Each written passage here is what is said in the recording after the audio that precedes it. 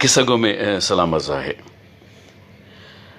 ख़वातीन हज़रात, ज़िंदगी के जॾहिं असां मुख़्तलिफ़ हवालनि सां ॾिसूं था ऐं महसूसु करण जी कोशिशि कयूं था, ऐं ख़ासि तौर ते ही जेके ज़माना आहिनि कोविड-19 जा, जंहिंमें घणी असेसमेंट कयूं था पंहिंजे बारे में, त अहम तरीन ॻाल्हि इहा हूंदी आहे त ज़िंदगी में जेकी कुझु खाधो जेको पातो, जी साइण फरमाईंदी हुई अम्मा साइण त बाबा ज़िंदगी में जेको खाधो आहे जेको पातो आहे बसि, बाक़ी सभु ख़ैरु आहे, बाक़ी सभु हिते रहणो आहे।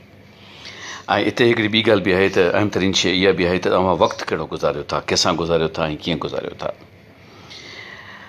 वक़्तु दुनिया जी क़ीमती तरीन शइ आहे ऐं इंसानु जेकॾहिं कंहिंखे कुझु ॾेई सघे थो, जेकॾहिं उहो वक़्तु ॾिए थो त उनखां वधीक का बि अहम तरीन शइ तव्हां कंहिंखे ॾेई कोन था सघो।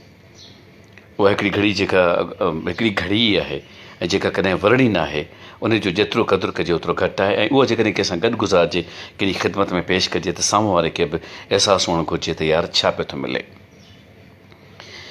हिकु शख़्स जो नालो हैमंड हुयो ऐं हैमंड छा कंदो हुयो त हिकिड़ी गैरेज में कमु कंदो हुयो।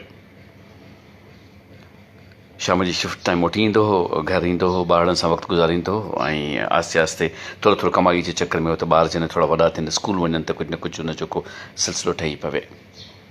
हिकु ॾींहुं कंहिं खेसि चयो त हिकिड़ी ट्रेनिंग आहे, हिकु तरबियत आहे, जेकॾहिं तूं किथे दाख़िला वठी कुझु थोरो पढ़ी पई त थी सघे थो तोखे स्कॉलरशिप बि मिले ऐं पोइ तूं शाम जी शिफ्ट में हिते कमु बि कर, कुझु थोरा पैसा ठही वेंदा, मथां को तूं ॿियो को कैरियर खणी सघीं। त हुन हैमंड चयो त ठीकु आहे, मूंखे मां ॾिसां थो।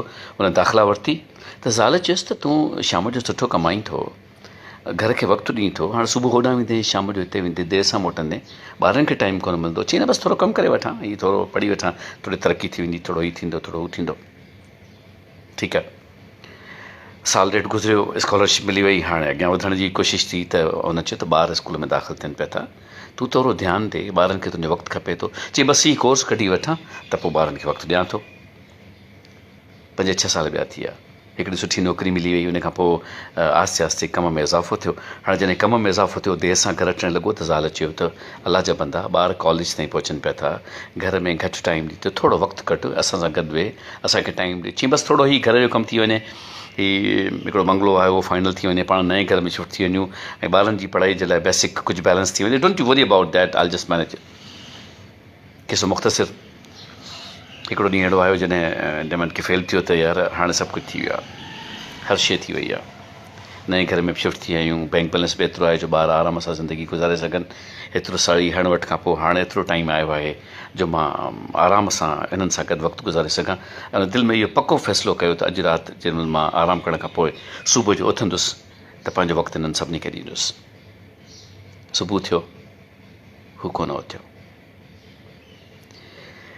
ज़िंदगी ईअं ई आहे, अॻे पल जी का ख़बर न हूंदी आहे। मायूसी कुफ़्र आहे, मायूस थियणु न घुरिजे, पर अॻियां कंहिं ॾिठो आहे? छो न असीं पंहिंजे हलंदड़ वक़्त मां कुझु वक़्तु ॿियनि खे ॾियूं था? छो न असीं ॿियनि सां वियूं था? छो न असां उन्हनि सां उन्हनि जूं ॻाल्हियूं कयूं था, उन्हनि सां पंहिंजूं ॻाल्हियूं कयूं था? पंहिंजा राज़ खणी कंहिंखे न ॾियो, पर कंहिंसां गॾु वेहो त सही।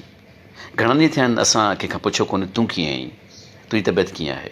सॼो जगजान पुछंदा आहियूं, गौर कंदा आहियूं त हीअ कीअं आहे, हू कीअं आहे, कारोबार कीअं आहे, तुंहिंजा ॿार कीअं आहिनि। असां कॾहिं कंहिं दोस्त खां पुरख़लूस नमूने इहो पुछियो आहे त तूं कीअं आहीं?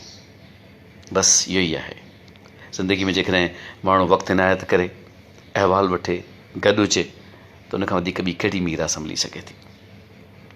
जिते बि हुजो ख़ुशि हुजो, शाद ऐं आबाद हुजो। वॾी महिरबानी, इनायत तव्हांजी आबाद सलामत हूंदो। बिस्मिल्लाह।